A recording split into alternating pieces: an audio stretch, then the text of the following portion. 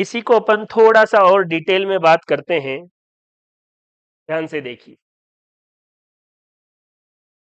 Heart की structure आप यहां देख रहे हैं, ये हार्ट है। देखिए, इसके लेफ्ट वाले पार्ट में यहां से एक ब्लड वेसल्स निकलती है, तो इधर से यहां से ब्लड हार्ट के पीछे से लेके जाएगी। ये है महाधमनी, एओर्टा बोलते हैं इसको, ओर्टा कह सकते हैं। तो ये जो स्ट्रक्चर आपको दिख रही है, ये है महाधमनी, ओर्टा, महाधमनी।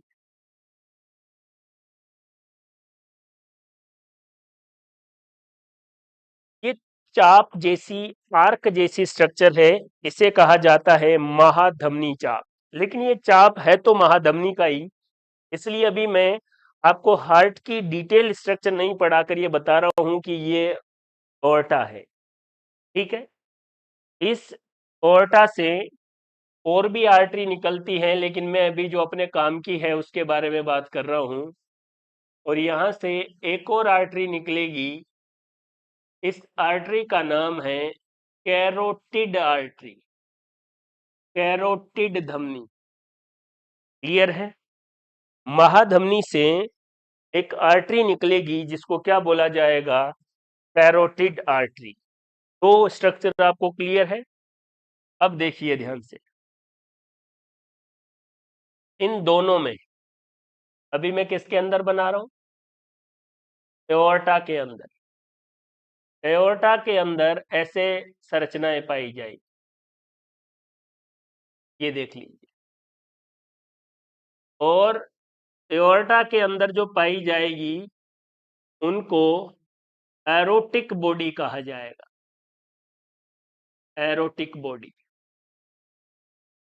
ऐसी ही स्ट्रक्चर कैरोटिड धमनी के अंदर भी पाई जाएगी, कैरोटिड धमनी की वॉल में पाई जाएगी।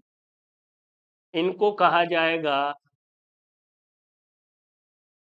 कैरोटिड बॉडी, ऑर्टिक बॉडी और कैरोटिड बॉडी। कहाँ कहाँ होती है? कैरोटिड धमनी में कैरोटिड बॉडी और महाधमनी में ऑर्टिक बॉडी। इन दोनों में क्या पाए जाते हैं, कीमो रिसेप्टर पाए जाते हैं। और कीमो रिसेप्टर का मतलब है रसायन संवेदांग पाए जाते हैं। क्या पाए जाएंगे?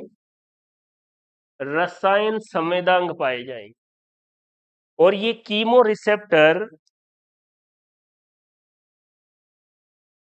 ये कीमो रिसेप्टर क्या करेंगे, सूचना देंगे। इसको, मेडुला को। और मेडुला में कौन से वाले पार्ट को, डीआरसी वाले। और ये डीआरसी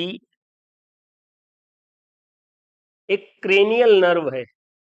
कौन है? क्रेनियल नर्व, कपालीय तंत्रिका। और इस कपालीय तंत्रिका का नाम है वेगस। इस वेगस क्रेनियल नर्व के द्वारा ये सूचना कहां जाएगी, डायाफ्राम तक। और डायाफ्राम की कौन सी मसल्स में संकुचन होगा, रेडियल मसल्स। और ये रेडियल मसल्स में संकुचन से, रेडियल मसल्स में संकुचन या कॉन्ट्रैक्शन से कौन सी प्रोसेस हो जाएगी, इंस्पायरेशन, अंतःश्वासन। देखिए, ये है केमिकल कंट्रोल। ब्लड में क्या हुआ, ब्लड में, ब्लड के अंदर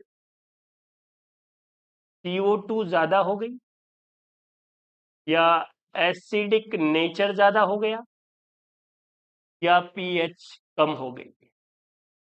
जैसे ही ऐसे हुआ, ये सूचना कैरोटिड बॉडी और ऑर्टिक बॉडी, जिसमें कीमो रिसेप्टर होते हैं, उनके द्वारा मेडुला तक पहुंचाई जाती है।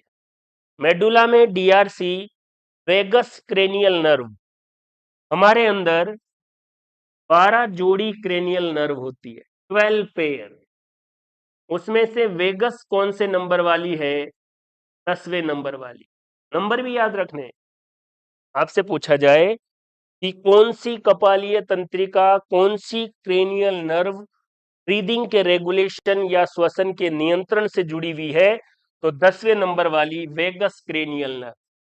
ये सूचना देगी डायाफ्राम को, और डायाफ्राम रेडियल मसल्स में संकुचन होगा और इंस्पायरेशन या अंत श्वसन होगा। तो ये है केमिकल कंट्रोल, इसको देख लीजिए। थोड़ा सा मैं आपको बता दूं, ये जो 10वें नंबर वाली, 10th नंबर वाली क्रेनियल नर्व है, इसका नाम है वेगस क्रेनियल नर्व, वेगस कपालीय तंत्रिका। देखिए,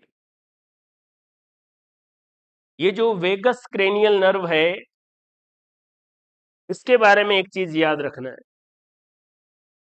मान लीजिए ये अपनी बॉडी की थोरेसिक कैविटी है, ये डायाफ्राम आ गया, और ये पेट या एब्डोमेन आ गया। ये कौन सा पार्ट है? थोरेसिक कैविटी, जिसको हिंदी में क्या बोला जाएगा? वक्षीय भाग या वक्षीय गुहा।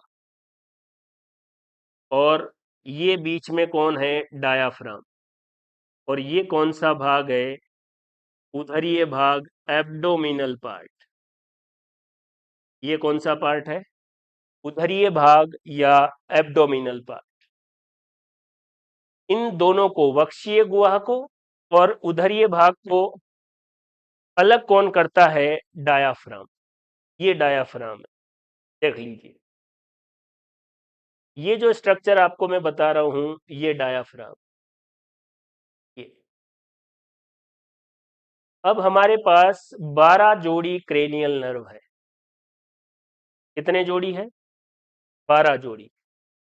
उसमें से वेगस एकमात्र ऐसी क्रेनियल नर्व है जो वक्षीय गुहा से चलकर एब्डोमिनल कैविटी में आई। मतलब एकमात्र ऐसी क्रेनियल नर्व है जो डायाफ्राम को क्रॉस करती है। डायाफ्राम को क्रॉस करने वाली एकमात्र क्रेनियल नर्व। एक तो आपको ये याद रख, और इससे आपको एक और बात पता लग गई कि ये वेगस हमारे शरीर की सबसे लंबी तंत्रिका है, सबसे लंबी कपालीय तंत्रिका। क्लियर है बात? सबसे लंबी क्रेनियल नर्व कौन सी है? वेगस। तो वेगस ब्रीदिंग को कैसे नियंत्रित करेगी? न्यूरल कंट्रोल और केमिकल कंट्रोल। इस स्लाइड को आप अच्छे से देख लीजिए। देखिए, चाहे तो आप स्क्रीनशॉट भी ले सकते हैं।